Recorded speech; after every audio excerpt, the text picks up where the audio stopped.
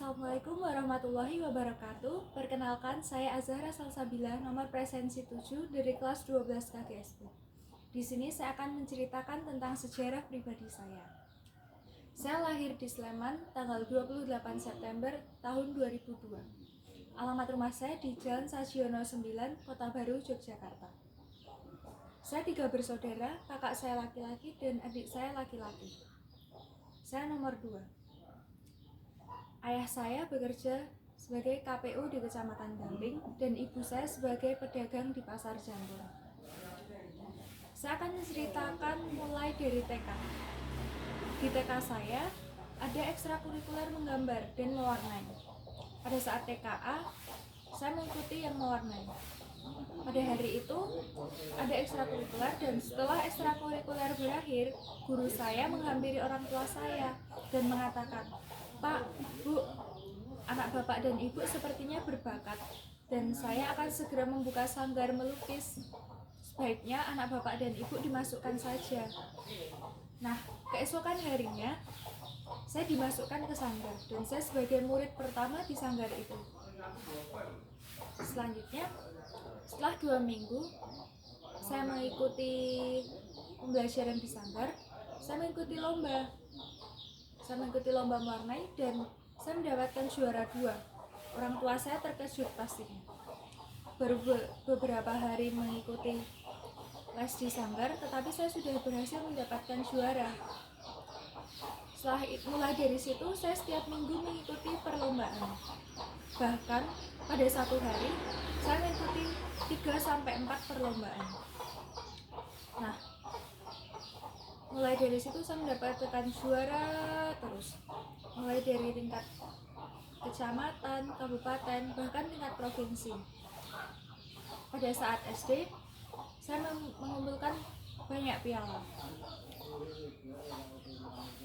Sampai saat ini piala saya sudah 200 lebih, tapi sudah banyak yang dibuang dan banyak yang rusak. Selanjutnya saya memasuki sekolah dasar di SD Negeri Tegalrejo 1. Saya selama SD juga mengikuti perlombaan mewarnai, menggambar, dan melukis. Setelah SD, saya mengikuti perlombaan pada tingkat provinsi dan mendapatkan piala gubernur berulang tahun. Selanjutnya, saya memasuki SMP di SMP Negeri 4 Yogyakarta. Nah, di sekolah saya ini, setiap ulang tahun sekolah mengadakan perlombaan. Dan saya waktu itu kelas 1, pada ulang tahun sekolah, guru saya mengadakan lomba desain motif batik, desain kaligrafi, dan desain poster. Saya lebih memilih mengikuti yang desain motif batik karena saya merasa tertantang. Saya belum pernah membuat desain motif batik.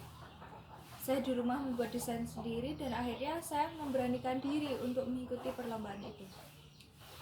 Pada hari H, ternyata saya juara 1 di tingkat sekolah. Nah, mulai dari situ oleh guru seni budaya saya dikader untuk mengikuti lomba festival seni siswa tingkat nasional pada cabang desain motif batik. Langkah demi langkah saya ikuti. Langkah pertama saya mengikuti desain motif batik tingkat kota Yogyakarta. Alhamdulillah saya mendapatkan juara 1. Selanjutnya saya mengikuti desain motif batik tingkat provinsi. Alhamdulillahnya lagi saya mendapatkan juara 1. Dan selang beberapa hari setelah itu saya harus mengikuti karantina untuk mengikuti desain motif batik tingkat nasional. Saya karantina di Hotel Sriwedari selama hampir 1 bulan. Di sana saya setiap hari hanya membuat desain motif batik dari pagi sampai malam dan hanya istirahat saat beribadah dan makan saja. Nah, setelah itu saya berangkat ke Jakarta. Karena desain motif batik inilah saya dapat merasakan gimana sih rasanya naik pesawat dan ternyata menyenangkan. Dari hasil usaha sendiri, tanpa mengeluarkan biaya spesial pun, saya bisa merasakan naik pesawat sampai ke Jakarta. Saya di Jakarta selama 3 hari mengikuti perlombaan desain motif batik. Alhamdulillah saya mendapatkan peringkat 11 di tingkat nasional dari 34 provinsi. Saya sudah merasa bangga dengan diri saya sendiri. Tapi saya juga merasa sedih karena mengecewakan harapan-harapan orang di sekitar saya yang sudah berharap penuh kepada saya untuk menjadi juara di tingkat nasional. Mungkin ini belum rezeki saya. Nah, dari SMP mengikuti lomba itulah saya mendapatkan nilai tambahan dong untuk memasuki sekolah selanjutnya. Saya mendapatkan nilai tambahan 2. NIM saya menjadi 36,5.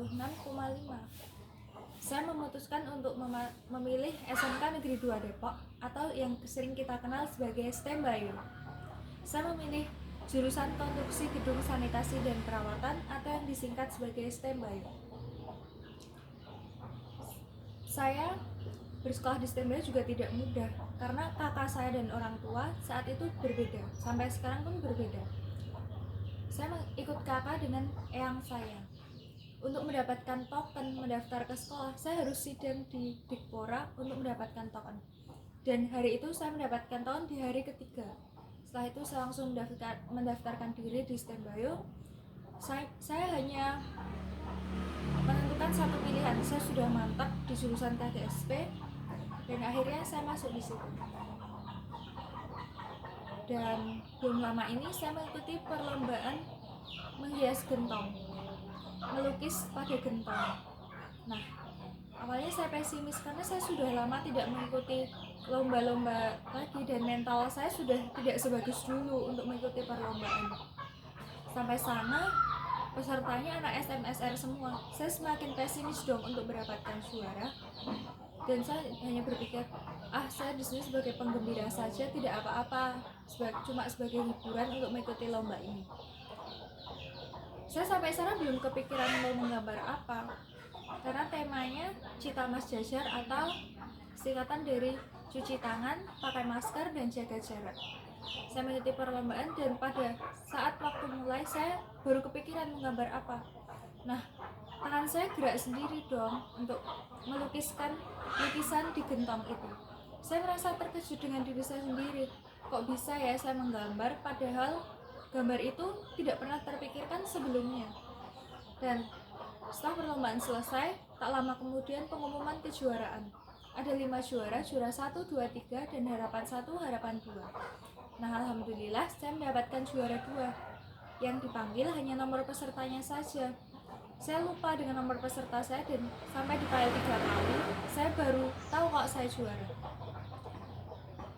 Nah, dari situlah saya membangkitkan mental lagi. Oh, ternyata saya masih bisa dan saya harus mengalahkan rasa pesimis saya. Seperti itu. Di SMK saya juga mengikuti organisasi. Saya mengikuti Balaka atau Peleton Inti di STEM Bayu. Dan pada saat kelas 1 saya mengikuti teater STEM Bayu atau PAKS. Selanjutnya saya sekarang sebagai koordinator tata tertib siswa. Nah, mungkin itu saja yang dapat saya ceritakan. Kurang lebihnya mohon maaf dan semoga bermanfaat untuk kita semua. Wassalamualaikum warahmatullahi wabarakatuh.